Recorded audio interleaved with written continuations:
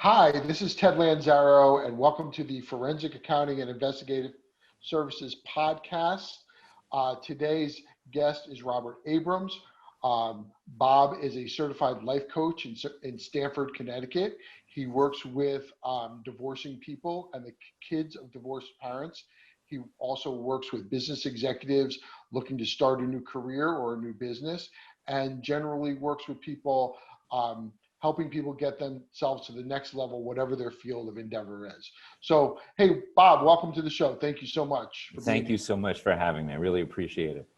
So tell me a little bit about your background. You know, you've got an interesting story. What did you do before you started out as a life coach? Well, I was a certified public accountant, and I was that for 12 years or so. And once, of course, I found the value of a dollar, I went into education because there's not a lot of money in it, and I wanted to raise that level. Seriously, I started in a classroom teaching, and then unfortunately, after a number of years, I came down with something akin to viral meningitis. I just couldn't stay in the classroom, so I began tutoring, and for the next stage of life, I really wanted to go on and help people, which is been my goals always from the time I was an accountant, and getting people to their next level. So I came across coaching, which was something a friend of mine who's a licensed therapist said, you'd be perfect for. And I said, okay. And I looked into it, and I became a certified life coach, and I'm having a great time. It's I get to be have the best job in the world, except for you, of course. But I have a great job. No, that's terrific. And so, what did you teach when you were a teacher? Teaching Jewish studies, writing, the whole gamut. Anything but science is really science is my weak point. Okay. You sound like writing and math would probably be your strong point. Yeah, those are strong points, and but not science. My kids will always go to my wife for help with that. Excellent. So, one of the reasons I wanted to have you on is because you work with divorcing people, and we're building a resource for them. And so you've got a great divorce story, and it's sort of like the ideal, like where you would really want to be in a perfect world, right? So why don't you tell us that story so we can Sure. we can hear what the ideal might look like. Might look like, right? Well, the first thing I want to say is it takes a lot of work, no matter whether it's the ideal divorce story or the less than ideal divorce story. It's a lot of work and a lot of respect, and so we'll get into that in a little bit. My ex-wife and I were married a month after my 20th birthday, so we were still in college. We were married for 12 years. We have two fabulous daughters together, who are now married, each with their own child. And we really grew apart because we were so young. And then I knew I wanted to remain in the same town that my kids are in. I know that my ex-wife wanted to do the same. We wanted everything to be stable for our kids. And we worked towards that. That was the overriding goal, the overarching goal for everyone.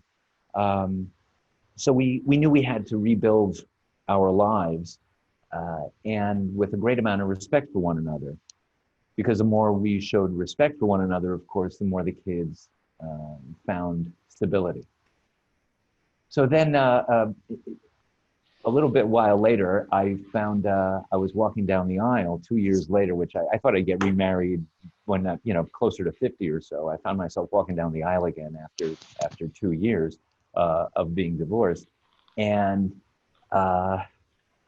it was wonderful. My therapist at the time had said to me, if you really get along well with your wife, your ex-wife rather, everybody's going to be co-parenting together.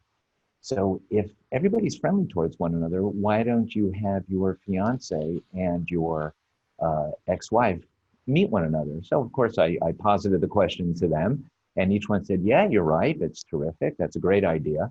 My ex-wife brought my children over to where I worked. Then she and my fiance at the time went out to dinner while I brought the kids to my ex-house and sat for that, visited with them, sat with them, were with them. And then my ex-wife brought my fiance back to my apartment, walked through the door of my ex-house and said to me, Bob, she is perfect for you. So that really set the tone. I guess about a year or two later, she was ready to get married to her now husband, and she called me up at work and said, "Bob, what do you think? You know me best." And we had a discussion about her and her soon-to-be husband, and I love him. He's a great guy, and so we since then we have dinners together. The four of us are very close. To give you an idea, my wife, my second wife, and I have two younger children. I only have daughters, and these in our wills, it was written that in case my wife and I pass at the same time, that the younger ones would be raised by my ex-wife and her husband, who I euphemistically call my step-husband. And so it's just a wonderful arrangement. We have holiday dinners together, and just I think I could have no better friend than my ex-wife and her husband.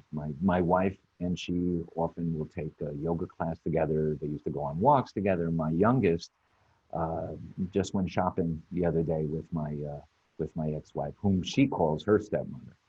So, which is really great. And we raised the kids not to be half sisters. They are sisters, period. They fight like sisters. They love like sisters. They, the whole gamut. So, so it's really terrific. And we live. My ex-wife and her husband live a full 5-minute walk away from where my wife and I live. So it's really, really terrific. Yeah, that sounds great. That really does sound like, like almost like the perfect scenario. And you said something to me before the interview about what your daughter had told you about what Oh she yeah, really liked about the arrangement. So yeah. share that with us. Yeah, she, my oldest, when she was about 7 or 8. So we got divorced when they were 5 and 3, I think, and maybe 4 and 2. But it depends on whether you're talking separation or divorce. But anyway, she was 7 years old, our oldest, who is now 30, and when she was 7, she said to my now ex-mother-in-law, who I still regard as, I still regard my ex-in-laws as my in-laws, and great role models as well, in addition to my in-laws. She said to my ex-mother-in-law at the time, it's really great when your parents get divorced. And my ex-mother-in-law, not surprisingly, said, "Oh, really? Why do you say that?" And she said, "Because that means there are more people to love you." So that's really been the setup of everyone's approach. And that's really, the children in any divorce situation are the innocents. They didn't ask to be brought into the world. They didn't ask for pain. And we, of course, when we have children, want only the best for them and joy and for them to be whole. So with that in mind, this is how we all approached the kids. And my ex-in-laws treat my younger ones as their own grandchildren. And my in-laws, unfortunately, my father-in-law passed a number of years ago, but he and my mother-in-law, my now mother-in-law, have treated my older ones as their grandchildren. And so it's all been terrific, really, truly terrific. Sounds like a really special, I have to say, it sounds like a really special group of people all the way around. Yeah, everyone's worked, right. It takes time, it takes effort, and everyone has tried. I'm sure they've all eaten humble pie, and as I have. There's a reason why the two of you get divorced in the first place, but it doesn't mean that you have to hate each other for the rest of your lives. And certainly liking one another and showing your children that you respect one another and like each other is very important to your children. And that's really what we all strive for. And thank God, we've been very successful, I think. Yeah, no, I really agree. As somebody who's been through it, I agree with you.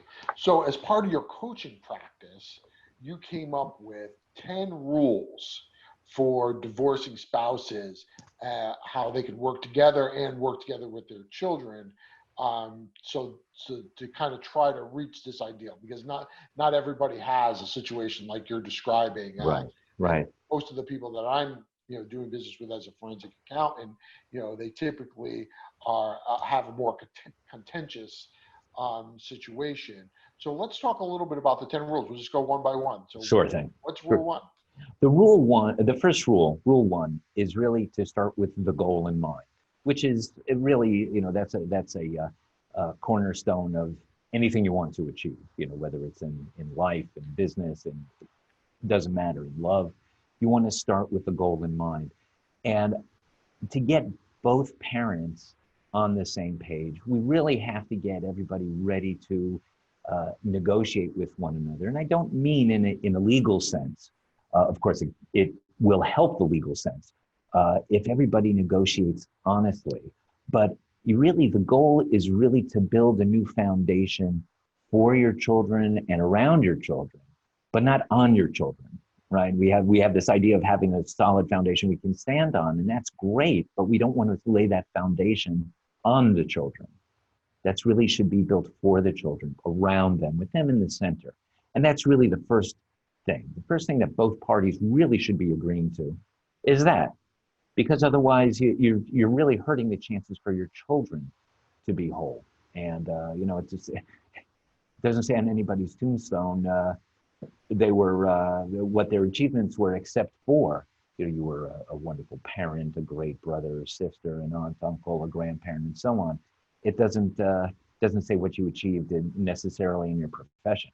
So if you want to do that for your children, to leave that as your legacy for your children, a successful life, and set them up for the same thing, you really have to focus on making that foundation that way. That's rule number one, the highest import, the one that is the most important rule, and that's really it.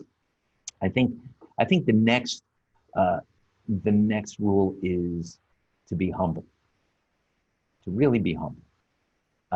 It means eating crow. It means picking your battles. Your soon-to-be ex-spouse or your now ex-spouse is not perfect. But guess what? So you weren't either.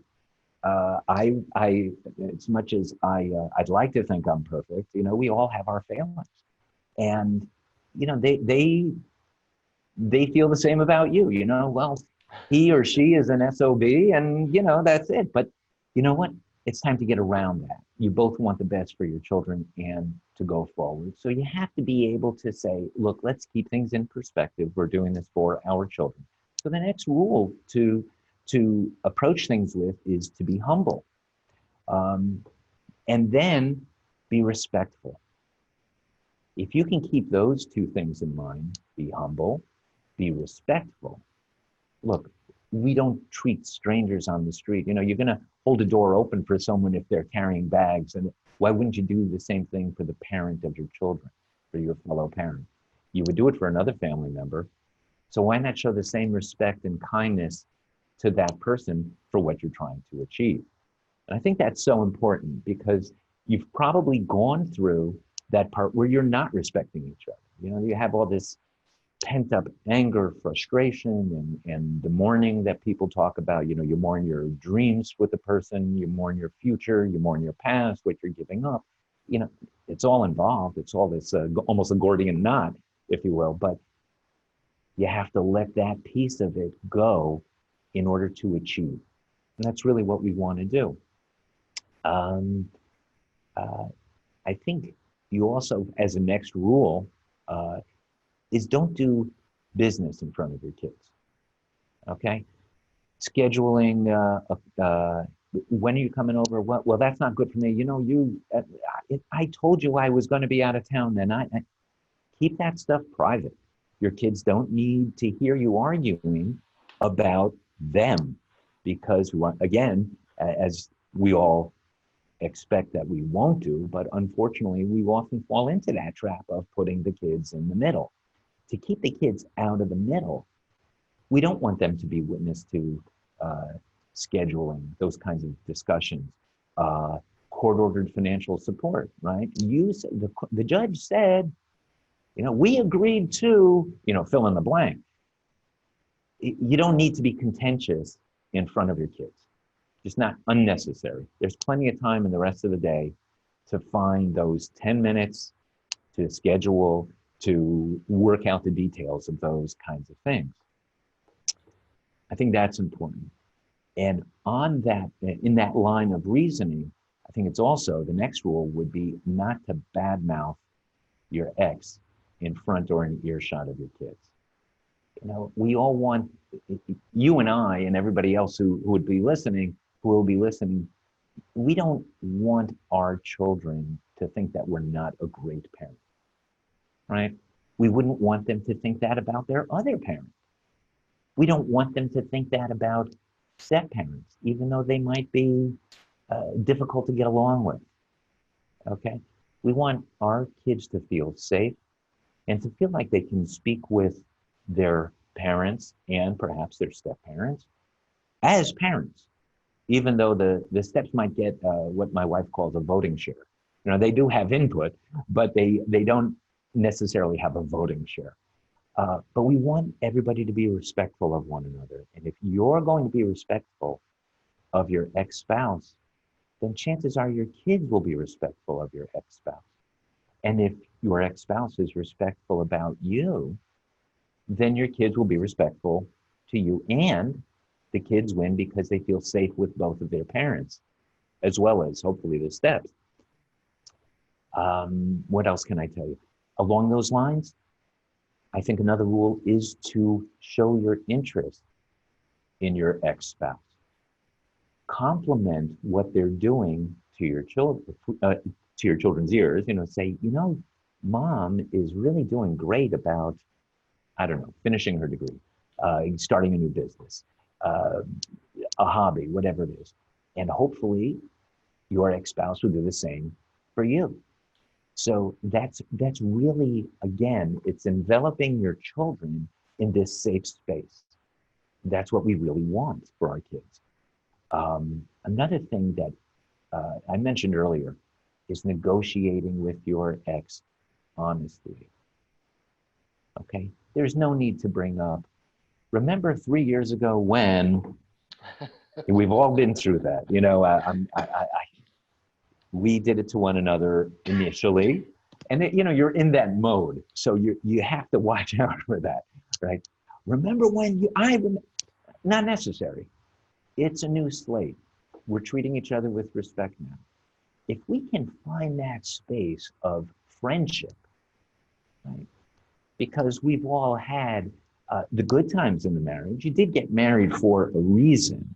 Right. And if we can find those things that made us friends, because as we know, as we get older, it's also harder to find true friends as you age. So if you can have that friendship from when you were younger, those are things that you can really draw on from your initial relationship, right? Your initial relationship with your ex, and say, yeah, we had an interest and you had an interest in, I don't know, jazz, and you had an interest in art and you had an interest in whatever it is.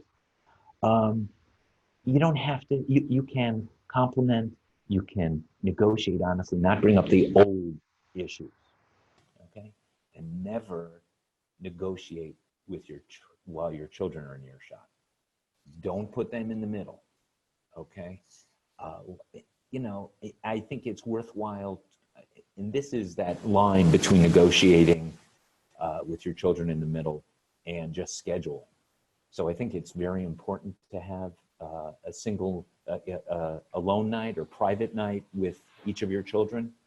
So if you have more than one child, look, next Tuesday night would be perfect if little Frank and I or little Cindy and I went to the movies, or we rented a movie and we stayed at home and just he or she and I, and we ate ice cream, whatever it is. And that way your ex also has the alone night. That individual time is very, very good. So when you negotiate that, you're really not putting your children in the middle, right? That's that fine line between putting your children in the middle and giving them that special time. So I think that's important. Another rule, um, you have to have consistent rules in each house, right? Kids have rules in school, right? You're not going to speak this way. You're going to take turns doing, I don't know, being the line leader, doing whatever, raising your hand, depending on the age of the child, of course. But bedtimes are important. Different types of foods. If a kid has an allergic reaction to whatever, in one house, you want to make sure that that food isn't there, or a food sensitivity. Um, Cleanup is important. Bedtime, we said, how when you get up, how much sleep they get. Things like that are important to have so that there's a united front, if you will. There's a united front between the two homes that the child has. Now, of course, summers are different, but you want to agree on these kinds of rules and keep it as consistent as possible. Um, what else can another? This is very important that I learned when a friend of mine who's a psychologist said this to me. Show up, call, give the child support when you say you're going to do it. You need to show one another and your children that you're reliable. I was at one point working in a town, a 20-minute drive door to door between where I was working to picking up my kids in my ex-house. And one day there was a lot of traffic. I was a total of 5 minutes late. I mean, okay, so I thought to myself, well, 5 minutes late is not a big deal. Well, I got here and my ex-wife started to read me the riot act. I don't understand. It was traffic. It's not like I left in time and so on. And I said this to a psychologist friend of mine who said, what you don't understand is that 5 minutes to you is one thing. 5 minutes to your children, they're waiting to see you. So your ex was dealing with, when's daddy coming? When is he going to be here? Is everything all right? I got it. I got it. You know, those minutes to me are one thing. The minutes to them, my children, or to my ex-spouse, I'm putting them through a lot. So by being respectful of that, keeping my word is very, look, these things happen. And in today's world, we have cell phones, car phones, cell phones, we have Bluetooth, you know, there's really practically accepting an emergency that, heaven forbid, a car accident or whatever, there's no reason you shouldn't be able to call and say, I am running late because, please excuse me, I'm so sorry, because you don't want to be late. These things happen, but you really, really need to be honest, be respectful. Don't put your kids in the middle. And also being late does put your kids in the middle because even though your kids may not realize that they are being put in the middle, your ex is being put out, right? Maybe they had plans for the evening. And it's again, it's showing respect for one another, being honest with one another, recreating or creating a new friendship and a new foundation around your children, not on your children, but for your children. I think I've covered pretty much it all. No, that was no, that was really great, you know, and I can relate a lot of those things to my personal situation, and a lot of those things to the more contentious situations that I typically deal with as a forensic accountant. So let's see if we can apply some of these rules and maybe give some people some advice who Sure. are in these situations. So, you know, I've dealt with people as clients who the other spouse was poisoning their kids against them, Yes. Yeah. talking bad about. What can they do when they find out that their other spouse is talking badly about them in front of their kids? Right. So I'm going to speak about to answer that. I'm going to speak about the difference between coaching and therapy. Okay. Okay. So the thing that we all try to avoid, I think, is going back to family court to negotiate a new settlement, get an injunction against poisoning my child, and so on. And nobody wants to do that. It increases your legal fees and poisons your children, not necessarily against you even, but it hurts. It's hurtful. It's just hurtful to them. So there's a place in these kinds of scenarios, in these kinds of situations for your lawyer. There's also a place for therapy and a place for coaching, among other things. So it's a point that I think needs to be made between therapy and coaching. And I'll get to you a better answer or a more focused answer in a moment. Therapy is, it was once explained to me, therapy is addressing the elephant in the room. Coaching is moving around the elephant. Okay, I can talk about my stuff from my childhood till the day I die. And we all have stuff that we can talk about. No, our parents weren't perfect, we're not perfect, and so on. But if I want to get to that next space,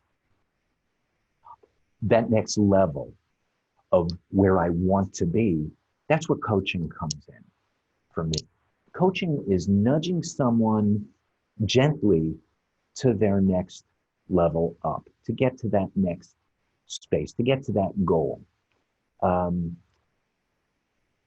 No one knows our clients better than themselves, right? You know what you've tried in the past, you know what strategies have worked, and you know what strategies haven't worked. My job as a coach is to work with you to find strategies, and I've done this with people who are divorcing or divorced, as well as children who have difficulty getting along with their steps, how to negotiate with their the parent who is married to that, now married to the step parent, and how to approach the parent and how to approach the step parent. And have you tried? Has that been helpful in the past? Yes. Okay, well, how about okay, what hasn't worked? Well, this hasn't worked. Okay, so let's avoid that. And nudging them into a new strategy of getting to that next level. So what I would do with an ex who is poisoning, speaking poorly about you to your child, is hopefully what you got to do is you got to agree with one another before this step to take. You have to agree to speaking to each other in a nice, respectful manner and putting the child first. There's got to be common ground. Look, there's some common ground you're never going to reach, and there's some common ground that you can reach.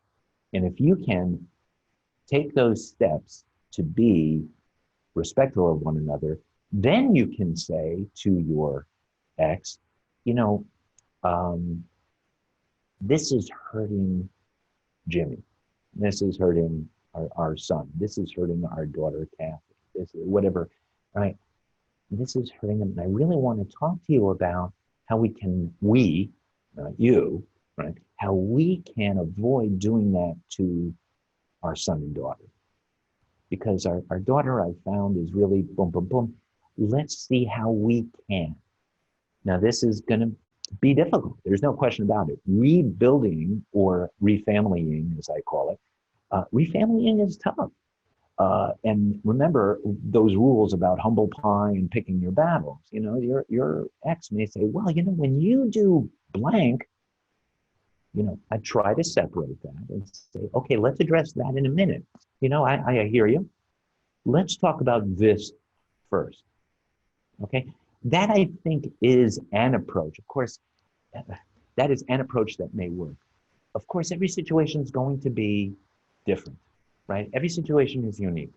I don't know if you've ever read Anna Karenina. Tolstoy at the beginning says, every happy family is happy in the same way. Every unhappy family is unhappy in its own way. And right? He wasn't wrong. No, he wasn't funny. wrong. But right, it's humorous, but it's true.